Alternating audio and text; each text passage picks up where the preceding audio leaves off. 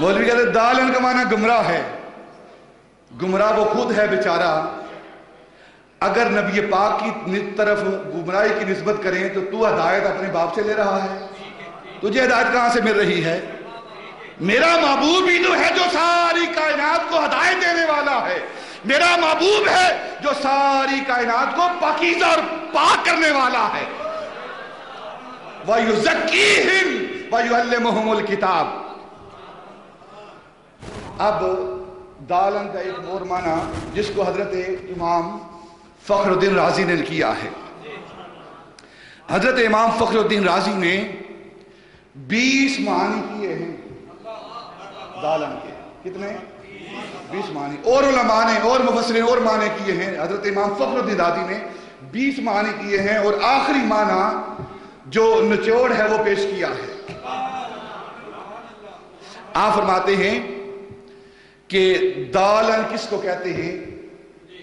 فرماتے ہیں کہ عرب کے اندر دالن اس درخت کو کہتے ہیں، اس درخت کو کہتے ہیں جو صحرا کے اندر، ریگستان کے اندر اکیلا کھڑا ہو. ریگستان کے اندر اکیلا کھڑا ہو، اس کے آس پاس کوئی درخت نہ ہو، اسے دالن کہتے ہیں. اب یہاں تھوڑی دیر کے لیے آپ کو روکتا ہوں اور پچھلی آیت کی طرف لے کر جاتا ہوں. الم یجد کا یتیما فآویٰ. محبوب ہم نے آپ کو اکیلا در یتیم پایا. در پچھلے جمعے آپ سن چکے ہیں یہ بات. ہم نے آپ کو در یتیم پایا کہ کائنات کے اندر اگر کوئی ہستی اکیلی ہستی ہے خدا کے بعد تو وہ مصطفیٰ کی ہستی ہے. ان دونوں آیتوں کا آپس میں تعلق کیا ہے؟ دالن اس درخت کو کہتے ہیں جو درخت صحرا کے اندر، ریگستان کے اندر اکیلا ہو، اس کے آس پاس کوئی اور درخت نہ ہو، اور اس درخت سے لوگ اپنی منزل کا تعین کرتے ہوں. اپنی منزل کا تعین کرتے ہوں.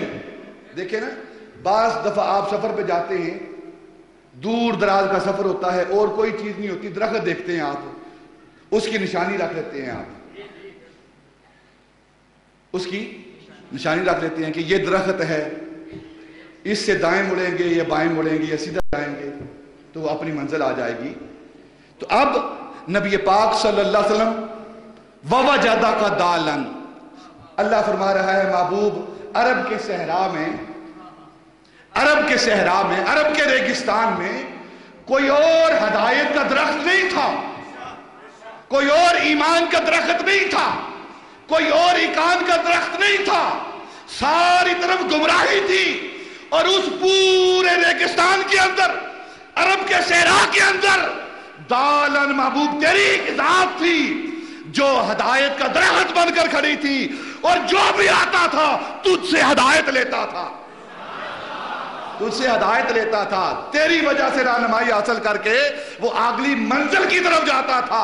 اور وہ منزل کیا ہے؟ وہ اللہ رب العزت کی ذات ذات ہے. وَوَجَدَكَ دَالًا. محبوب آپ وہ اکیلا درخت ہیں، وہ تنہا اور یکتا درخت ہیں جو عرب کے ریگستان میں منزل کا تعین دینے کے لیے وہاں موجود ہے. اور وہ منزل کا تعین کیا ہے؟ وہ منزل کیا ہے؟ وہ اللہ رب العزت کی ذات ہے.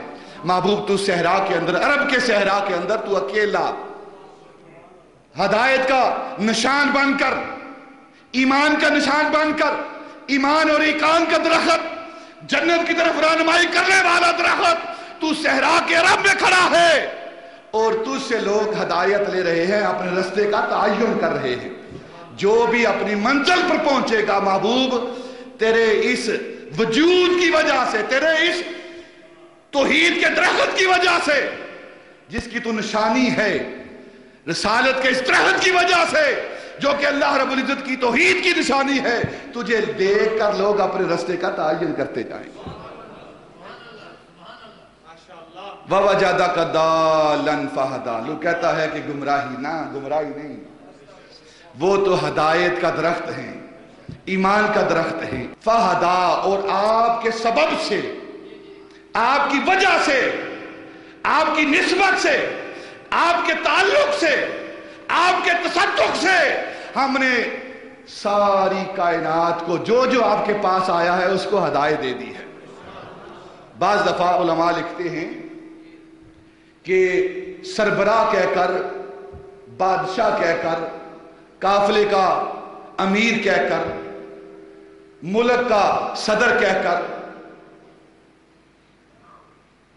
اس سے مراد وہ قوم ہوتی ہے، اس سے مراد قوم ہوتی ہے۔ جیسے کوئی ہمارے صدر کو کہے کہ تو بڑا غریب ہے، تو اس کا معنی کیا ہے؟ اس کا معنی ہے کہ ملک بہت غریب ہے۔ یا کوئی کہے کہ آپ پر بڑی آفت آئی ہوئی ہے، تو اس کا مطلب کیا ہے؟ اس پر کیا آفت آنی ہے بیچارے پر؟ وہ تو خود آفت ہے، وہ تو خود آفت ہے۔ تو آپ پر بڑی آفت آئی ہوئی ہے، تو اس کا کیا مطلب ہے؟ کہ قوم پر بڑی آفت آئی ہوئی ہے۔ تو بعض دفعہ امیر کہہ کر، بادشاہ کہہ کر، قافلے کا سالار کہہ کر اس سے مراد قافلہ لیا جاتا ہے، قوم لی جاتی ہے۔ وَوَجَدَكَ ضَالًّا، محبوب ہم نے آپ کی قوم کو گمراہ پایا، فَهَدَا، اور آپ کی وجہ سے ہدایت دی ہے، آپ کی وجہ سے ہدایت دی ہے۔